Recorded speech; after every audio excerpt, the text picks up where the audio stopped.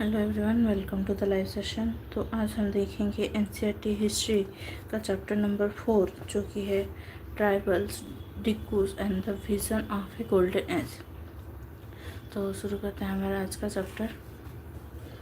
In 1895, a man named Birsa was seen roaming the forest and villages of Chotanagpur in Jharkhand. People said he had miraculous powers. He could cure all diseases and multiply grain. Birsa himself declared that God had appointed him to save his people from trouble, free them from the slavery of Diku's outsiders. Soon thousands began following Birsa, believing that he was Bhagwan, God, and had come to solve all their problems. Birsa was born in a family of Mundas, a tribal group that lived in Chotanagpur, but his followers included other tribals of the region, Santals and Orans. All of them, in different ways, were unhappy with the changes they were experiencing and the problems they were facing under British rule. Their familiar ways of life seemed to be disappearing. Their livelihoods were under threat and their religion appeared to be in danger.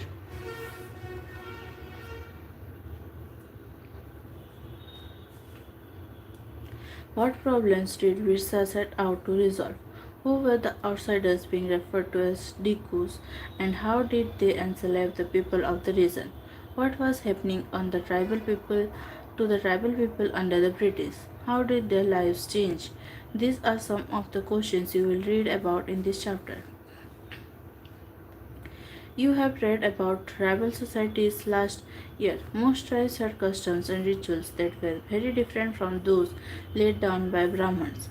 These societies also did not have the sharp social divisions that were characteristic of caste societies.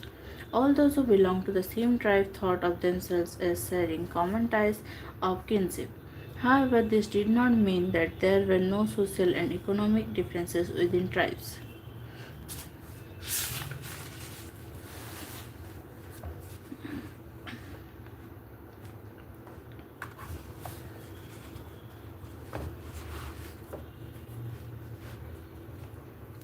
How did tribal groups live?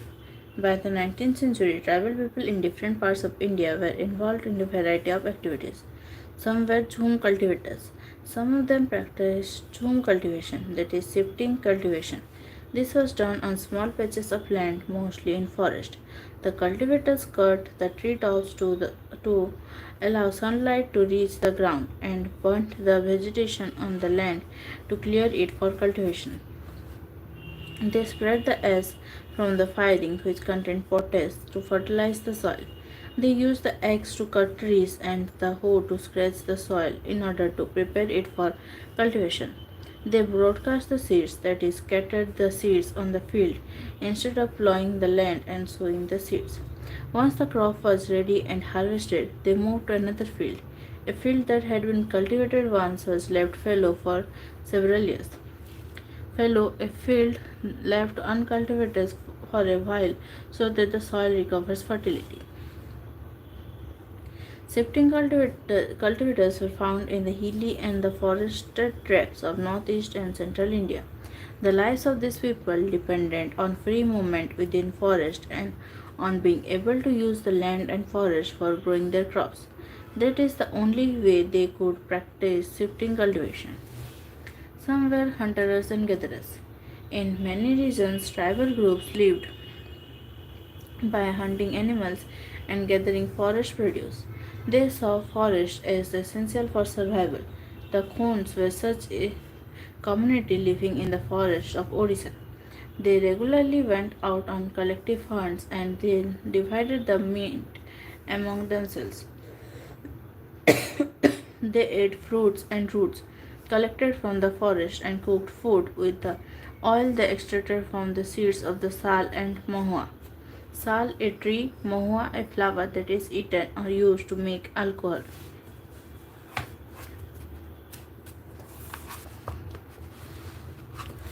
They used many forest shrubs and herbs for medicinal purposes and sold forest produce in the local markets.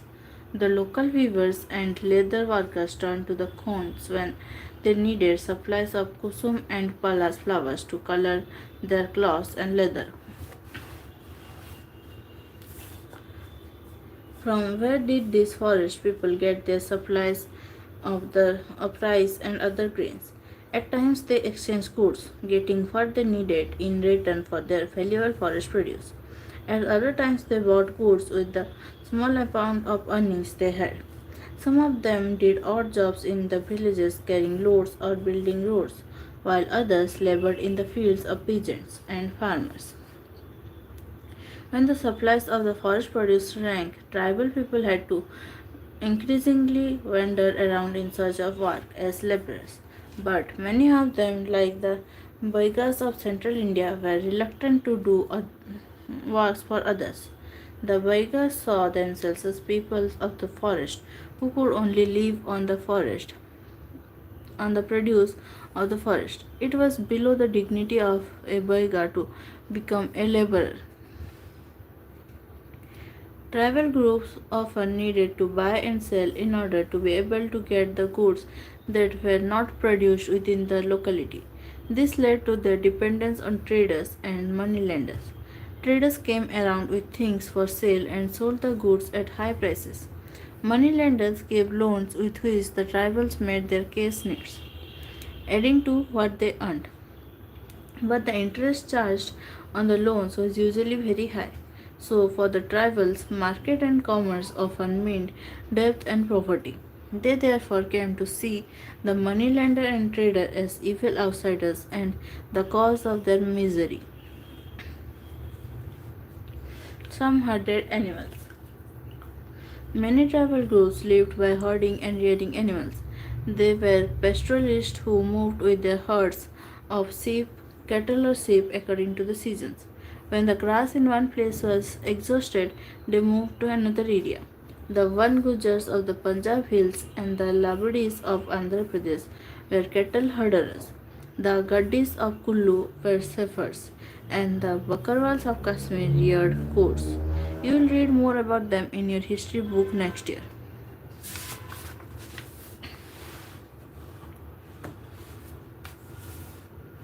A time to hunt, a time to sow, a time to move to a new field. Have you ever noticed that people living in different types of societies do not share the same notion of work and time? The lives of shifting cultivators and hunters in different regions were regulated by a calendar and division of tasks for men and women. Warrior Elvin, a British anthropologist who lived among the Baigas and Khons of central India for many years in the 1930s and 1940s, gives us a picture of what this calendar and division of tasks was like. He writes, in Chaitra, women went to clearings to cut stakes that were already reaped. Men cut large trees and go for the ritual hunt. The hunt began at full moon from the east. Traps of bamboos were used for hunting. The women gathered fruits like sago, tamarind, and mushroom. Baiga women can only gather roots or kanda and mahua seeds. Of all the Adivasis in central India, the Baigas were known as the best hunters. In Baisakh, the firing of the forest took place. The women gathered unburnt wood to burn. Men continued to hunt but nearer their villages. In Jet, sowing took place and hunting still went on. From Asar to Bhadon, the men worked in fields. In Kaur, the first fruits of the beans were ripened, and in Kartik, Kutki became ripe. In Aghan, every crop was ready, and in Pos, winnowing took place. Pos was also the time for dances and marriages. In Magh, ships were made to new weavers, and hunting gathering was the main subsistence activity.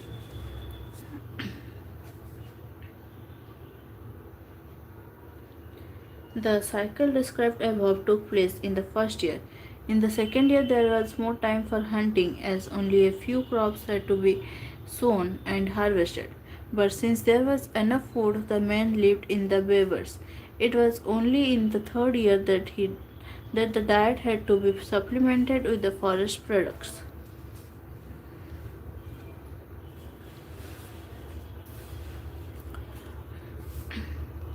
Some took to settled cultivations.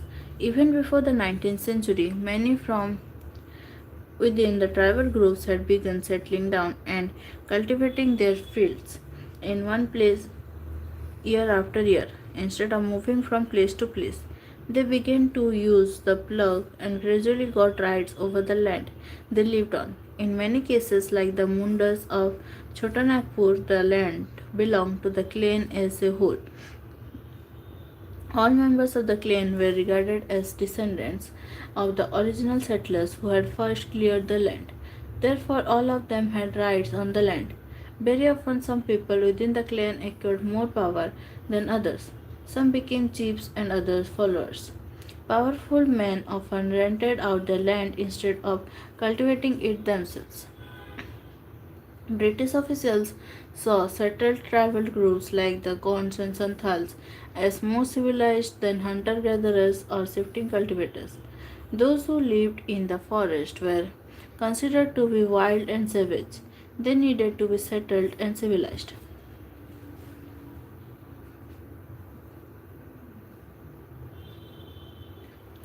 How did colonial rule affect tribal lives? The lives of tribal groups changed during British rule. Let us see what these changes were. Weaver, a term used in Madhya Pradesh for shifting cultivation. What happened to tribal chiefs? Before the arrival of the British, in many areas the tribal chiefs were very important people. They enjoyed a certain amount of economic power and had the right to administer and control their territories. In some places, they had their own police and decided on the local rules of land and forest management. Under British rule, the functions and powers of the tribal chiefs changed considerably.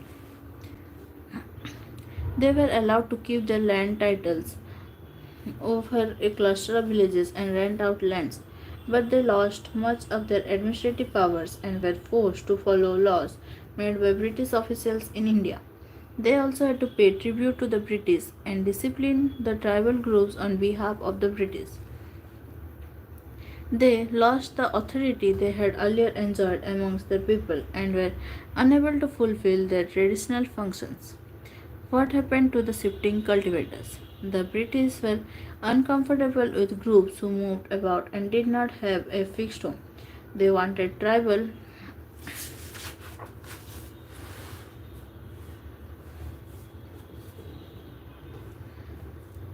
groups to settle down and become peasant cultivators. Settled peasants were easier to control and administer than people who were always on the move. The British also wanted a regular revenue source for the state, so they introduced land settlements. That is, they measured the land, defined the rights of each individual to that land, and fixed the revenue demand for the state. Some peasants were declared landowners, others tenants. As you have seen, the tenants were to pay rent to the landowner, who in turn paid revenue to the state. The British effort to settle Zoom cultivators was not very successful. Settled plough cultivation is not easy in areas where water is scarce and the soil is dry. In fact, Zoom cultivators who took to plough cultivation often suffered, since their fields did not produce good yields. So the Zoom cultivators in northeast India insisted on continuing with their traditional practice. Facing widespread protest, the British had to ultimately allow them the right to carry on shifting cultivation in some parts of the forest.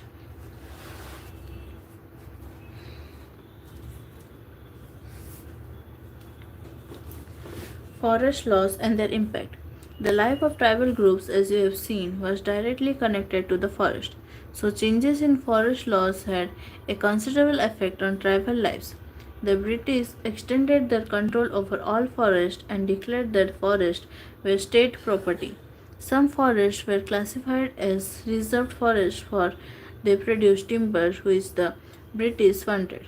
In this forest, people were not allowed to move freely, practice Zoom cultivation, collect fruits, or hunt animals. How were Zoom cultivators to survive in such a situation?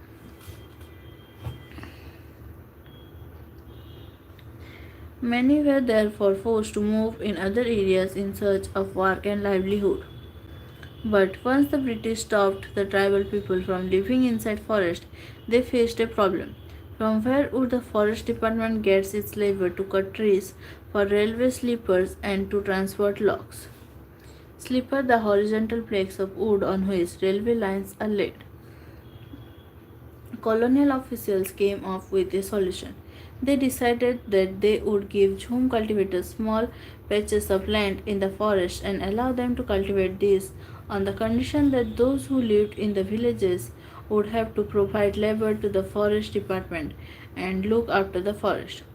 So, in many regions, the forest department established forest villages to ensure a regular supply of cheap labor. In this land of the English, how hard it is to live. In 1930s, Warrior Elvin visited the land of the Vegas, a tribal group in central India. He wanted to know about them, their customs and practices, their art and folklore. He recorded many songs that lamented the hard time the Vegas were having under British rule. In this land of the English, how hard it is to live. How hard it is to live. In the village sits the landlord, in the gate sits the kotwar, in the garden sits the patwari, in the field sits the government. In this land of the English, how hard it is to live.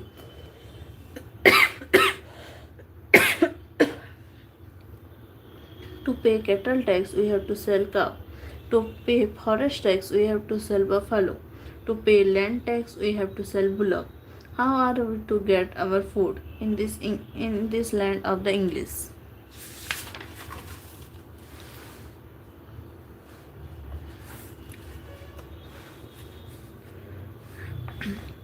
Many tribal groups reacted against the colonial forest laws. They disobeyed the new rules, continued with practices that were declared illegal, and at times rose in open rebellion.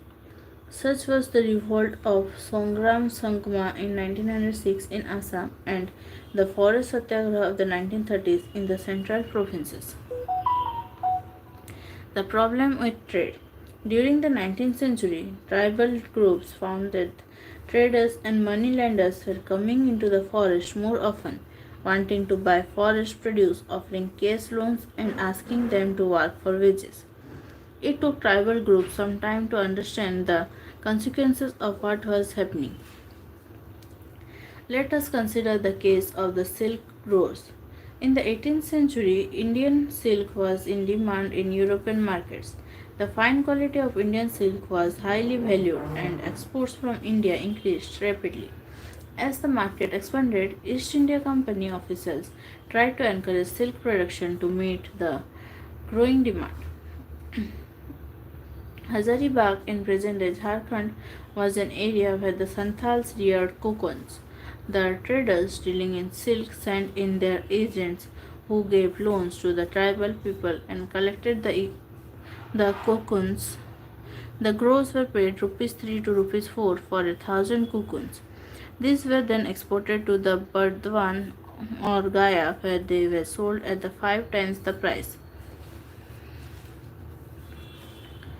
The middlemen, so called because they arranged deals between the exporters and the silk growers, made huge profits.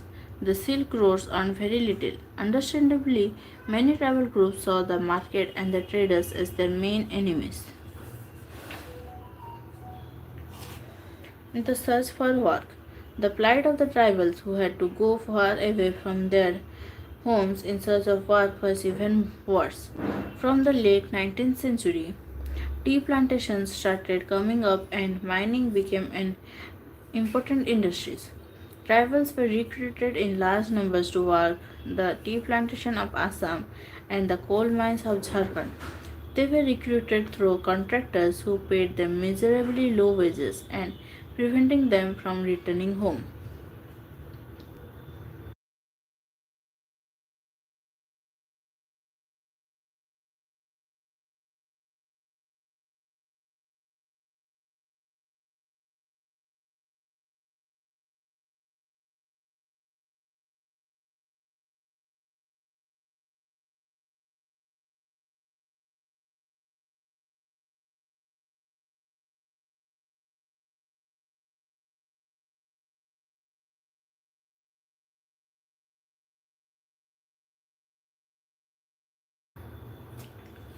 A closer look.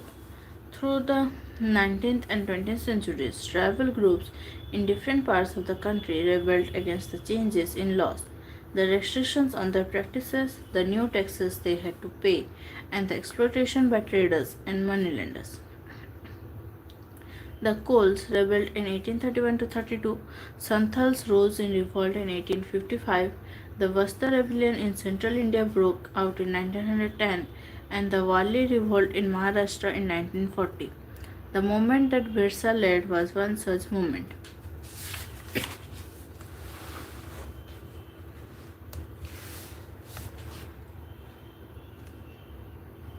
Birsa Munda.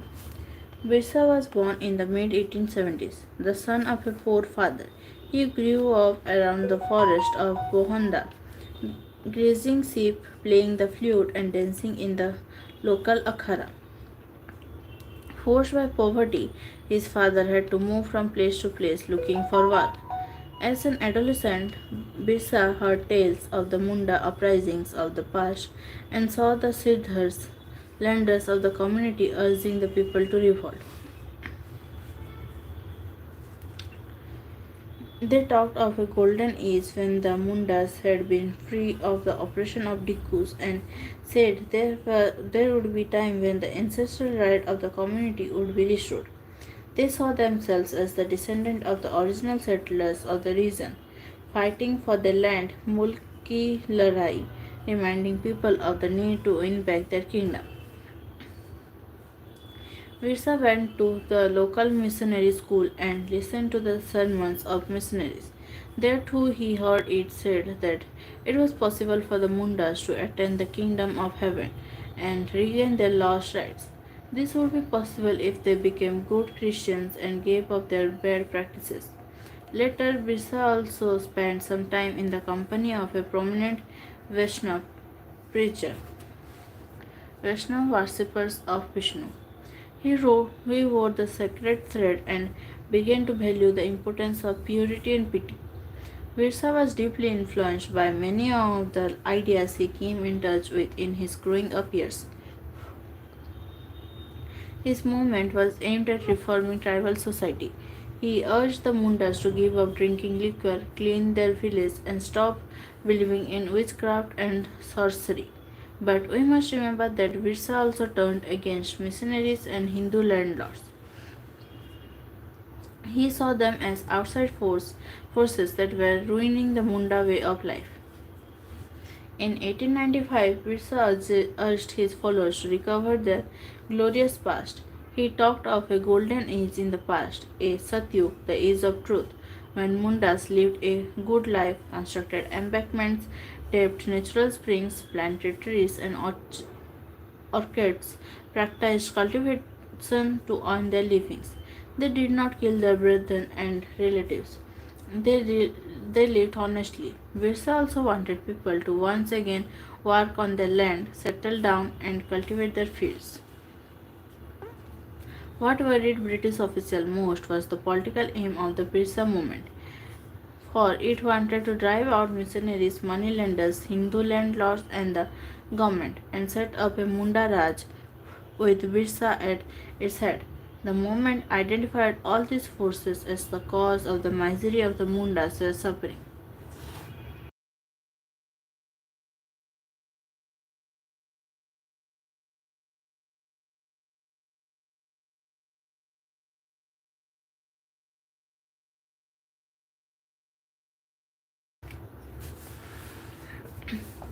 Blood trickles from my shoulder. The songs the Munda sing bemoaned their misery. Alas, under the drudgery of forced labor, blood trickles from my shoulders. Day and night the emissary from the Jamindars annoys and irritates me. Day and night I groan. Alas, this is my condition. I do not have a home. Where shall I get happiness? Alas.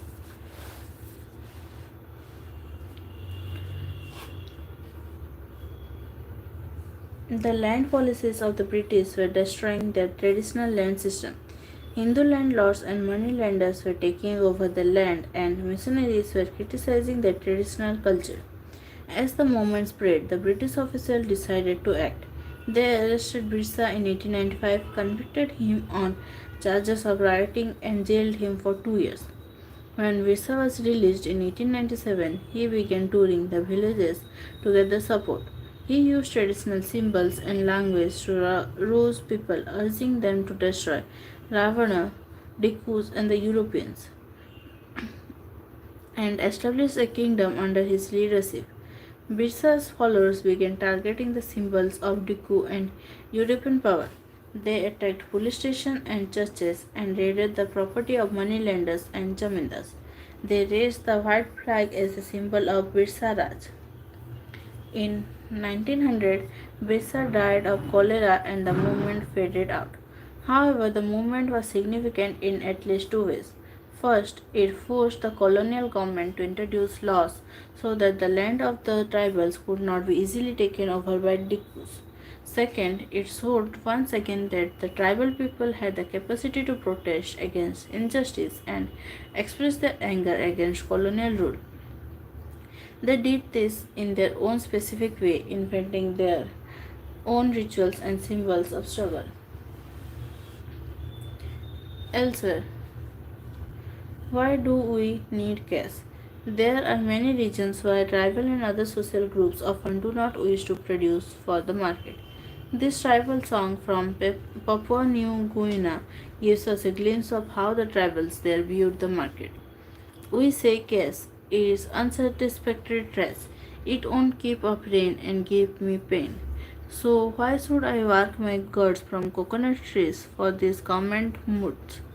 Cash cropping is all very well if you have got something to sell. But tell me, sir, why is if there's nothing to buy, should I bother?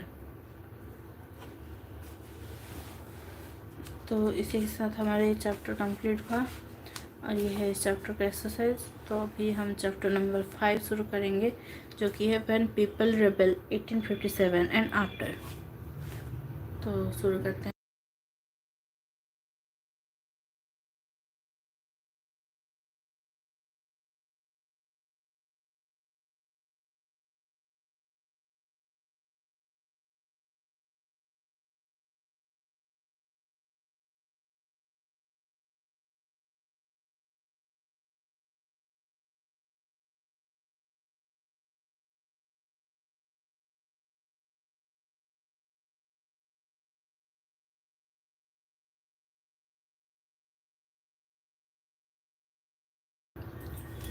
Policies and the people. In the previous chapters, you looked at the policies of the East India Company and the effect they had on different people. Kings, queens, peasants, landlords, tribals, soldiers were all affected in different ways. You have also seen how people resist policies and actions that harm their interests or go against their sentiments. Nawabs lose their power. Since the mid 18th century, Nawabs and Rajas had seen their power erode. They had gradually lost their authority and honor. Residents had been stationed in many courts. The freedom of the rulers reduced, their armed forces disbanded, and their revenues and territories taken away by stages. Many ruling families tried to negotiate with the company to protect their interest. For example, Rani Lakshmibai of Jhansi wanted the company to recognize her adopted son as the heir to the kingdom after the death of her husband. Nana Sahib, the adopted son of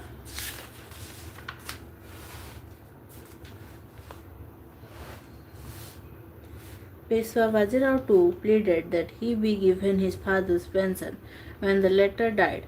However, the company, confident of its superiority and military powers, turned down these pleas. Awadh was one of the last territories to be annexed. In 1801, a subsidiary alliance was imposed on Awadh, and in 1856, it was taken over. Governor General Dalhousie declared that the territory was being misgoverned and British rule was needed to ensure proper administration. The company even began to plan how to bring the Mughal dynasty to an end. The name of the Mughal king was removed from the coins minted by the company.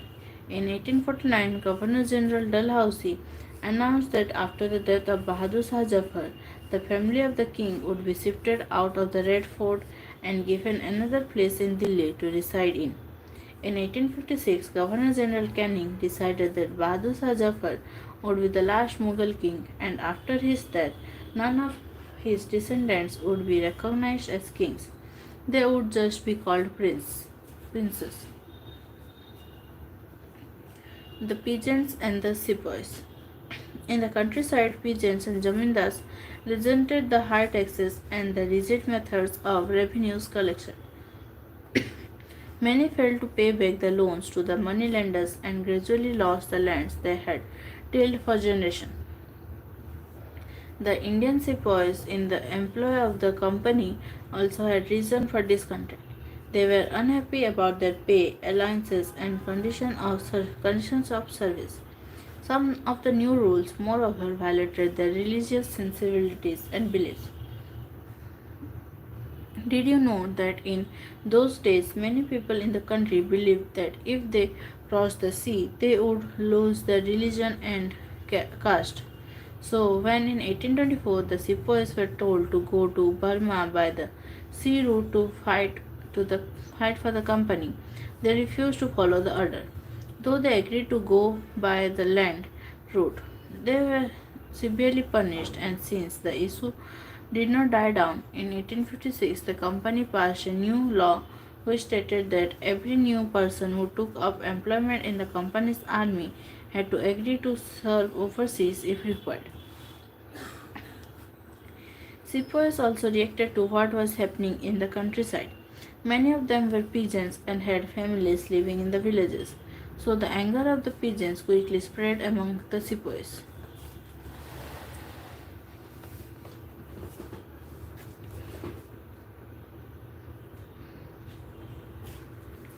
Responses to reforms. The British believed that Indian society had to be reformed. Laws were placed to stop the practice of sati and to encourage the remarriage of widows. English language education was actively promoted. After 1830, the company allowed Christian missionaries to function freely in its domain and even own land and property. In 1850, a new law was passed to make conversion to Christianity easier. This law allowed any Indian who had converted to Christianity to inherit the property of his ancestor. Many Indians began to feel that the British were destroying their religion, their social customs, and their traditional way of life. There were of course other Indians who wanted to change existing social practices. You will read about these reforms and reformers and reform movement in chapter 7. Through the eyes of the people. To get a glimpse of what people were thinking those days about British rules, study sources 1 and 2.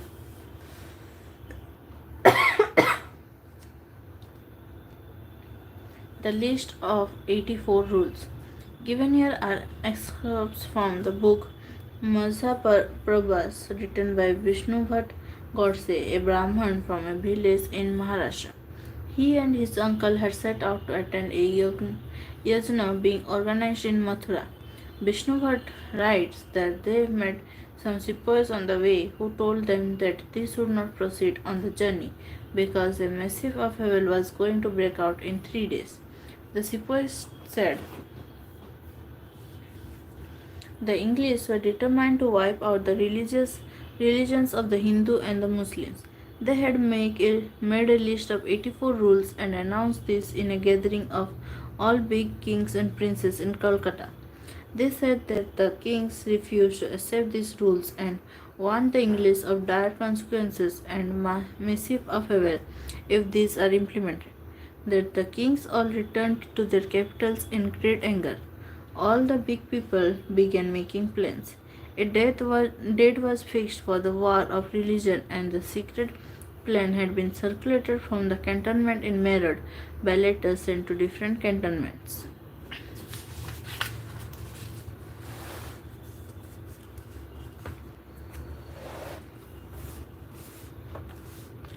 There was soon excitement in every regiment. Another account we have from those days are the memoirs of Subedar Sitaram Pandey. Sitaram Pandey was recruited in 1812 as a sepoy in the Bengal Native Army. He served the English for 48 years and retired in 1860. He helped the British to suppress the rebellion, though his own son was a rebel and was killed by the British in front of his eyes. On retirement, he was persuaded by the commanding officer Norgate to write his memoirs. He completed the writing in 1861 in Awadhi, and Norgate translated it into English and had it published under the title From Sepoy to Subedar. Here is an excerpt from what Sitaram Pandey wrote. It is my humble opinion that this seizing of oath filled the minds of the sepoys with distrust and led them to plot against the government. Agents of the Nawabs of Oath and also of the King of Delhi were sent all over India to discover the temper of the army. They worked upon the feelings of sepoys, telling them how treacherously the foreigners had behaved towards their king. They invited 10,000 lies they invented 10,000 lies and promises to persuade the soldiers to mutiny and turn against their masters, the English, with the object of restoring the Emperor of Delhi to the throne. They maintained that this was wholly within the army's power if the soldiers would only act together and do as they were advised.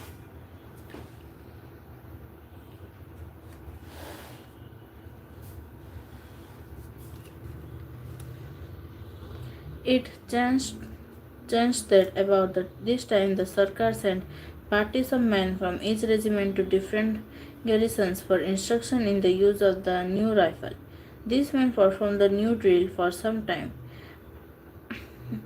until a report got about by some means or the other that the cartridges used for these new rifles were greased with the fat of cows and pigs. The men from our regiment wrote to others in the regiment telling them about this, and there was soon excitement in every regiment. Some men pointed out that in 40 years' service, nothing had ever been done by the Sarkar to insult the religion. But as I have already mentioned, the sepoy's mind had been inflamed by the seizure of oath. Interested parties were quick to point out that the great aim of the English was to turn us all into Christians, and they had therefore introduced the cartridges in order to bring this about, since both Mohammedans and Hindus would be defiled by using it. The Colonel Sahib was of the opinion that the excitement which even he could not fail to see would pass up as it had done before, and he recommended me to go to my home. A mutiny becomes a popular rebellion. Mutiny when soldiers as a group disobey their officers in the army.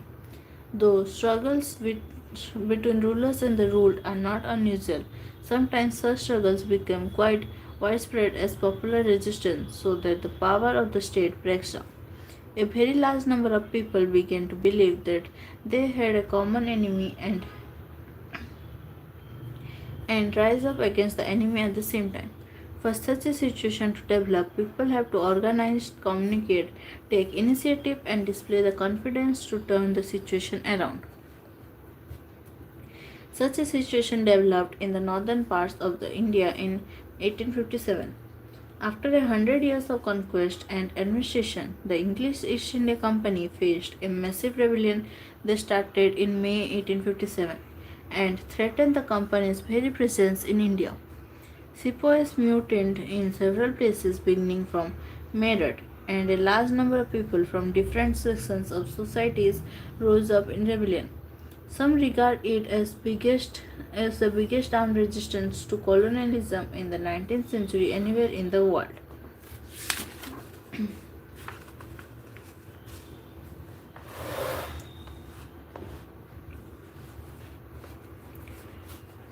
From Meerut to Delhi.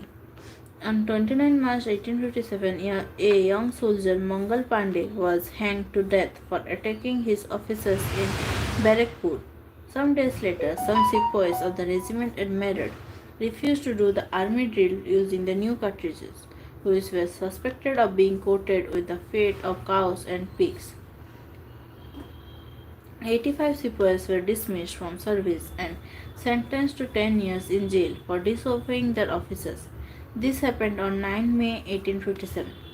The response of the other Indian soldiers in Meerut was quite extraordinary. On 10 May, the soldiers marched to the jail in Meerut and released the imprisoned sepoys. They attacked and killed British officers. They captured guns and ammunition and set fire to the buildings and properties of the British and declared war on the Firangis. Firangis, foreigners, the term reflects an attitude of contempt.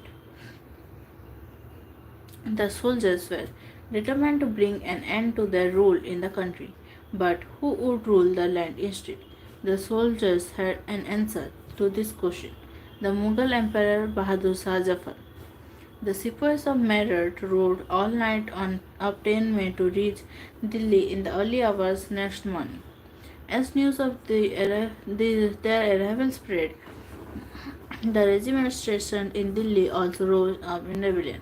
Again, British officers were killed, arms and ammunition seized, buildings set on fire. Triumphant soldiers gathered around the walls of the Red Fort where the Badshah lived, demanding to meet him. The emperor was not quite willing to challenge the mighty British power, but the soldiers persisted. They forced their way into the palace and proclaimed Bahadur Shah Zafar as the leader.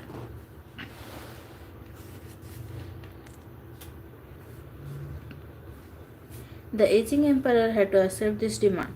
He wrote letters to all the chiefs and rulers of the country to come forward and organize a confederacy of Indian states to fight the British. This single step taken by Bahadur Shah had great implications. The Mughal dynasty had ruled over a very large part of the country. Most smaller rulers and chieftains controlled different territories on behalf of the Mughal ruler. Threatened by the expansion of British rule, many of them felt that if the Mughal emperor could rule again, they too would be able to rule their own territories once more under Mughal authority. The British had not expected this to happen. They thought the disturbance caused by the issue of the cartridges would die down, but Bahadur Shah Zafar's decision to bless the rebellion changed the entire situation dramatically. Often, when people see an alternative possibility, they feel inspired and enthused. It gives them the courage, hope, and confidence to act.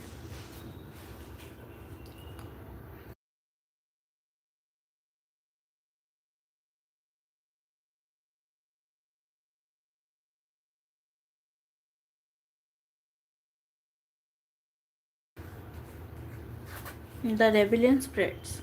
After the British were routed from Delhi, there was no uprising for almost a week.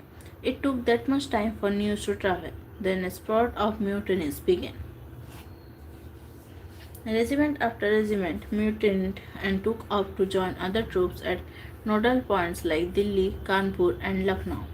After them, the people of the towns and villages also rose up in rebellion and rallied around local leaders, zamindars, and chiefs, who were prepared to establish their authority and fight the British.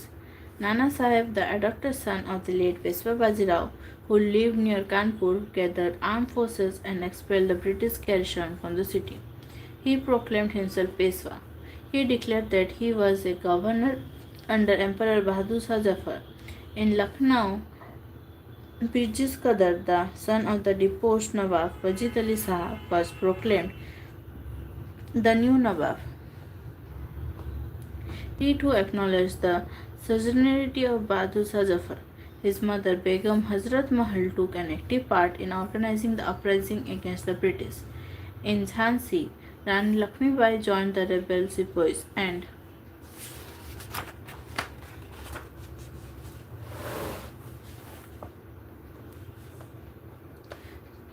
fought the British along with Tantia Top, the general of Nana Sahib. In Mandla region of Madhya Pradesh, Rani Avantibai Lodhi of Ramgarh raised and led an army of 4,000 against the British, who had taken over the administration of her state. The British were greatly outnumbered by the rebel forces. They were defeated in a number of battles. This convinced the people that the rule of British had collapsed for good and gave them the confidence to take the plunge and join the rebellion. A situation of widespread popular rebellion developed in the region of Awadh in particular. On 6 August 1857, we find a telegram sent by Lieutenant Colonel Tetler to his commander in chief expressing the fear felt by the British. Our men are cowed by the numbers opposed to them and the endless fighting. Every village is held against us. The Jamindars have risen to oppose us. Many new leaders came up. For example, Ahmadullah Shah, a Maulvi from Faizabad, professed that the rule of the British would come to an end soon. He caught the imagination of people and raised a huge force of supporters. He came to Lucknow to fight the British. In Delhi, a large number of Ghazis or religious warriors came together to wipe out the white people. Bhakt Khan, a soldier from Bareilly, took charge of a large force of fighters who came to Delhi. He became a key military leader of the rebellion. In Bihar, an old Jamindar Kunwar Singh joined the rebel sepoys and battled with the British for many months. Leaders and fighters from across the land joined the fight. The company fights back. Un- Unnerved by the scale of the upheaval, the company decided to repress the revolt with all its might. It brought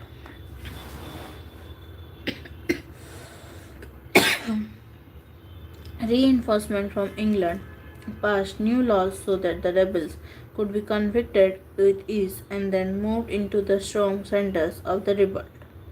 Delhi was recaptured from the rebel forces in September 1847. The last Mughal emperor Bahadur Shah Zafar was tried in court and sentenced to life imprisonment. He and his wife Begum Jinnat Mahal were sent to prison in Rangoon in October 1858. Bahadur Shah Zafar died in the Rangoon jail in November 1862. The recapture of Delhi, however, did not mean that the rebellion died down after death. People continued to resist and battle the British. The British had to fight for 2 years to suppress the massive forces of popular rebellion. Lucknow was taken in March 1858. Rani Lakshmi Bai was defeated and killed in June 1858. A similar fate awaited Rani Avanti Bai, who, after initial victory in Khedi, chose to embrace death when surrounded by the British on all sides. Tantia Tope escaped to the jungles of central India and continued to fight a guerrilla war with the support of many tribal and peasant leaders. He was captured, tried, and killed in April 1859. Just as victories against the British had earlier encouraged rebellion, the defeat of rebel forces encouraged resistance. The British also tried their best to win back the loyalty of the people. They announced rewards for loyal landholders would be allowed to continue to enjoy traditional rights over their lands. Those who had rebelled were told that if they submitted to the British and if they had not killed any white people,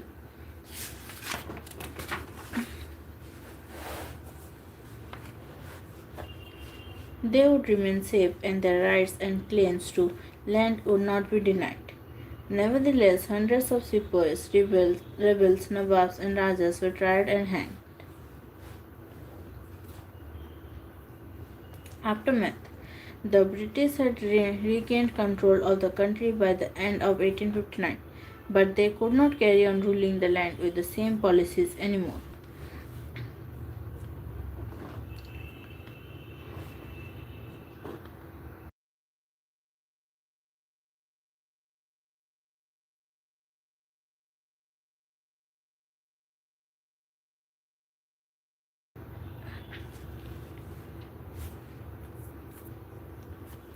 Given below are the important changes that were introduced by the British. The British Parliament passed a new act in 1858 and transferred the powers of the East India Company to the British Crown in order to ensure a more responsible management of Indian affairs. A member of the British cabinet was appointed Secretary of State for India and made responsible for all matters related to the governance of India. He was given a council to advise him called the India Council. The Governor General of India was given the title of Viceroy, that is, a personal representative of the Crown. Through these measures, the British government accepted direct responsibility for ruling India. All ruling chiefs of the country were assured that their territory would never be annexed in future. They were allowed to pass on their kingdoms to their heirs, including adopted sons. However, they were made to acknowledge the British Queen as their sovereign paramount. Thus, the Indian rulers were to hold their kingdoms as subordinates of the British Crown. It was decided that the proportion of Indian soldiers in the army would be reduced and the number of European soldiers would be increased. It was also decided that instead of recruiting soldiers from Awadh, Bihar, Central India, and South India, more soldiers would be recruited from among the Gurkhas, Sikhs, and Pathans. The land and property of Muslims was confiscated on a large scale and they were treated with suspicion and hostility. The British believed that they were responsible for the rebellion in a big way. The British decided to respect the customary religious and social practices of the people in India. Policies were made to protect landlords and zamindars and give them security of rights over their lands. Thus, a new phase of history began after 1857.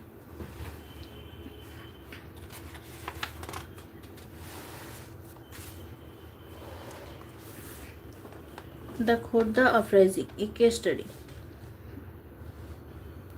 Much before the event of 1857, there had taken place another event of a similar nature at a place called Khordha in 1870. Here it would be instructive for us to study that event and reflect on how resentment against the colonial policy of the British had been building up since the beginning of the 19th century in different parts of the country.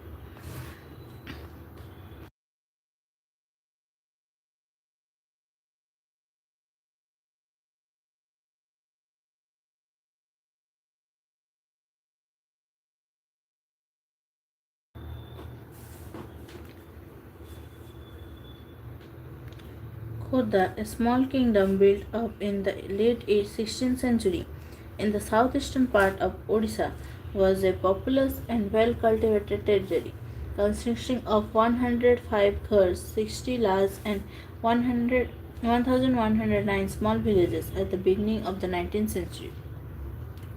Its king, Raja Birakishore Dev, to had to earlier give up the position of four Paranganas, the superintendents of the Jagannath temple, and the administration of 14 Gajats, princely states, to the Marathas under compulsion. His son and successor Mukunda Dev too was greatly disturbed with this loss of fortune. Therefore, sensing an opportunity in the Anglo-Maratha conflict, he had entered into negotiation with the British to get back his lost territories and the rights over the Jagannath temple. But after the occupation of Odisha in 1803, the British showed no inclination to oblige him on either score. Consequently, in alliance with other feudatory chiefs of Odisha and secret support of the Marathas, he tried to assert his rights by force. This led to the deposition and annexation of his territories by the British. As a matter of consolation, he was only given the rights of management of the Jagannath temple with a grant amounting to a mere one-tenth of the revenue of his former estate and his residence was fixed at Puri. This unfair settlement commenced an era of oppressive foreign rule in Odisha, which paved the way for a serious armed uprising in 1817. Soon after taking over Khodda, the British followed a policy of resuming service tenures. It bitterly affected the lives of the ex-military of the state, the Pikes. The severity of the measure was compounded on account of an unreasonable increase in the demand of revenue and also the oppressive ways of its collection. Consequently, there was a large scale desertion of people from Khorda between 1805 and 1817. Yet the British went for a series of short term settlements, each time increasing the demands, not recognizing either the productive capacity of the lands or the paying capacity of the rights. No leniency was shown even in case of natural calamities, which Odisha was frequently prone to. Rather, lands of defaulters were sold off to scheming revenue officials or speculators from Bengal. The hereditary military commander of the deposed king, Jagabandhu Vidyadhar Mahapatra Brahmavar Rai or Bakshi Jagabandhu, as he was popularly known, was one among the dispossessed landholders. He had in effect become a beggar and for nearly 2 years survived on voluntary contributions from people of Khorda before deciding to fight for their grievances as well as his own. Over the years, what had added to these grievances were the introduction of Sikka rupee silver currency in the region, the insistence on payment of revenue in the new currency, an unprecedented rise in the prices of foodstuff and salt, which had become far-fetched following the introduction of salt monopoly, because of which the traditional salt makers of Odisha were deprived of making salt, and the auction of local estates in Calcutta, which brought in absentee landlords from Bengal to Odisha. Besides, the insensitive and corrupt police system also made the situation worse for the armed uprising to take a sinister shape.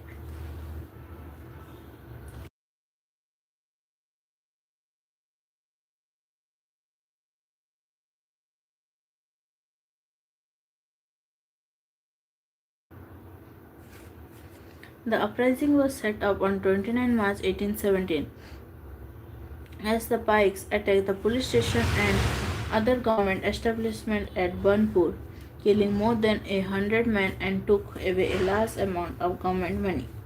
Soon its ripples spread in different directions, with Khorda becoming its epicenter. The Jamindars and Rayats alike joined the Pikes with enthusiasm. Those who did not were taken to task. A no rent campaign was also started. The British tried to dislodge the Pikes from their entrenched position but failed. On 14 April 1817, Bakshi Jagabandhu, leading 5 to 10,000 Pikes and men of the Kanth tribe, seized Puri and declared the hesitant king Mukunda Deva II as their ruler. The priest of the Jagannath temple also extended the Pikes their full support. Seeing the situation going out of hand, the British claimed martial law. The king was quickly captured and sent to prison in Cuttack with his son. The Bakshi, with his close associate Krishnachandra Brahmavar Rai, tried to cut off all communication between Cuttack and Khorda. As the uprising spread to the southern and northwestern parts of Odisha, consequently, the British sent Major General Martindale to clear off the area from the clutches of the Pikes, while at the same time announcing rewards for the arrest of Bakshi Jagabandhu and his associates. In the ensuing operation, hundreds of Pikes were killed. Many fled to deep jungles and some returned home under a scheme of amnesty. Thus, by May 1817, the uprising was mostly contained. However, outside Khorda, it was sustained by Bakshi Jagabandhu with the help of supporters like the Raja of Kuzung and the unflinching loyalty of the Pikes, until his surrender in May 1825. On their part, the British henceforth adopted a policy of leniency, indulgence, and forbearance towards the people of Khorda. The price of salt was reduced and necessary reforms were made in police and the justice system. Revenue officials found to be corrupt were dismissed from service, and former landlords were restored to their lands. The son of the king of Khodda, Ramachandra Deva III, was allowed to move to Puri and take charge of the affairs of the Jagannath temple with a grant of rupees 24,000. In sum, it was the first such popular anti-British armed uprising in Odisha, which had far-reaching effect on the future of British administration in that part of the country. To merely call it a Pike rebellion will thus be an understatement. Elsewhere, for a heavenly kingdom of great peace. While the revolt was spreading in India in 1857, a massive popular uprising was raging in the southern parts of China. It had started in 1850 and could be suppressed only by the mid 1860s. Thousands of laboring poor people were led by Hong Jiuquan to fight for the establishment of the heavenly kingdom of great peace. This was known as the Taiping Rebellion. Hong Jiuquan was a convert to Christianity and was against the traditional religions practiced in China, such as Confucianism and Buddhism. The rebels of Taiping wanted to establish a kingdom where a form of Christianity was practiced, where no one held any private property, where there was no difference between social classes and between men and women, where consumption of opium, tobacco, alcohol, and activities like gambling, prostitution, slavery were prohibited. The British and French armed forces operating in China helped the emperor of the Qing dynasty to put down the Taiping rebellion. तो इसी के साथ हमारा ये chapter भी ख़त्म होता है और ये है इस चैप्टर का एक्सरसाइज। तो हमारा आज का सेशन यहीं तक था। अगर आप चैनल पे न्यू हैं तो चैनल को सब्सक्राइब कर दीजिए और नोटिफिकेशन आइकन पर क्लिक कर दीजिए ताकि आप डेली लाइव क्लास ज्वाइन कर सकें। और आपको वीडियो अच्छा लगे तो लाइक कर दीजिए। तो हमारा आज का सेशन यहीं तक था। Thank you, thanks for joining.